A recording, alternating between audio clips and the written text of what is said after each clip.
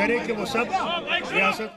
और इस वक्त की बड़ी खबर आ रही है जुलाना से विनेश फोगाट की जीत। हरियाणा के जुलाना से विनेश फोगाट जीत गई हैं। विनेश फोगाट, रेसलर विनेश फोगाट, जो इस बार अब चुनावी मैदान में उतरी और पहले ही मुकाबले में उन्होंने जीत हासिल कर ली है। जुलाना से जीत गई हैं। ओलंपिक मेडल से चूक गई थी, लेकिन यहां पर उन्हें जनता का मेडल मिल चुका है। जुलाना से वे विधायक बन चुकी हैं। इस वक्त की बड़ी खबर आ रही है।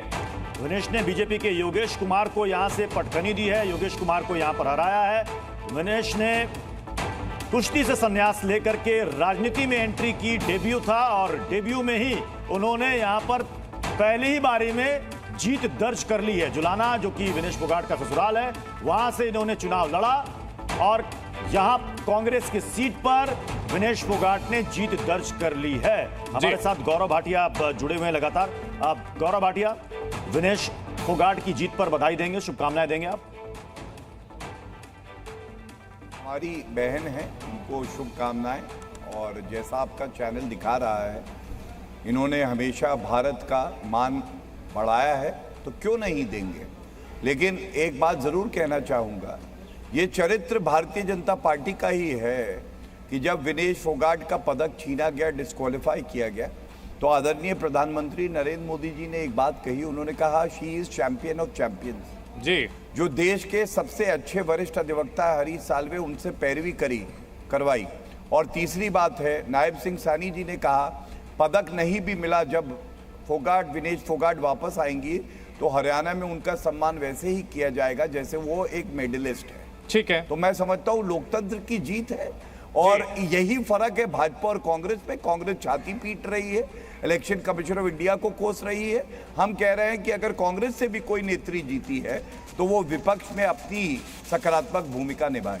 गौरव जी, विनेश फोगाट भले ही जीत गई हो, लेकिन विनेश फोगाट के जरिए जो महिला सुरक्षा का मुद्दा कहीं ना कहीं उठाया गया था बीजेपी की ओर से, पहलवानों के साथ आप जोड़ करके उसको पूरा देखा गया था, उसे किस तरह से बीजेपी ने नेगेट किया, किस तरह से उसका मुकाबला किया?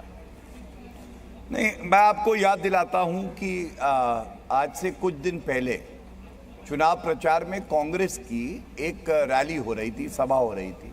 वहां पे एक कांग्रेस नेत्री थी मंच पे और दीपिंदर हुड्डा थे। उसके साथ जिस तरह से छेड़छाड़ हुई, शी वॉज फिजिकली एब्यूज्ड। लड़की हूं, लड़ सकती हूं। प्रियंका वाड्रा गांधी ने एक शब्द नहीं बोला, राहुल गांधी ने कुछ नहीं कहा। और सिमी रोजबेल, हमने देखा वेस्ट बंगाल में किस तरह से एक हमारी बहन डॉक्टर की हत्या कर दी गई, बलात्कार हुआ। क्या आपने सुना कि किसी ने कांग्रेस पार्टी से कुछ बोला हो? नहीं।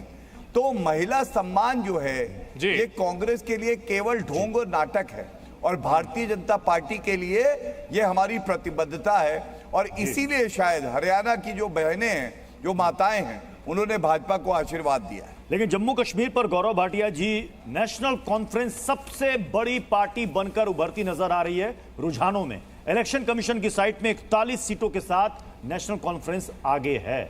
यानी कि गठबंधन में कांग्रेस जरूर है, लेकिन कांग्रेस मात्र 6 सीट और वो बहुमत के आंकड़े से मात्र 5 सीट दूर है। अकेले नेशनल कॉन्फ्रेंस। आप तो कह रहे थे कि जम्मू कश्मीर में कमल खिलने वाला है। देखिए, बहुत सम्मान के साथ मैं ईवीएम पे या इलेक्शन कमीशन ऑफ इंडिया पे ठीकरा नहीं फोड़ूंगा। मैं एक कहूंगा, जनता के जनादेश का सम्मान होना चाहिए, लेकिन कुछ बातें महत्वपूर्ण।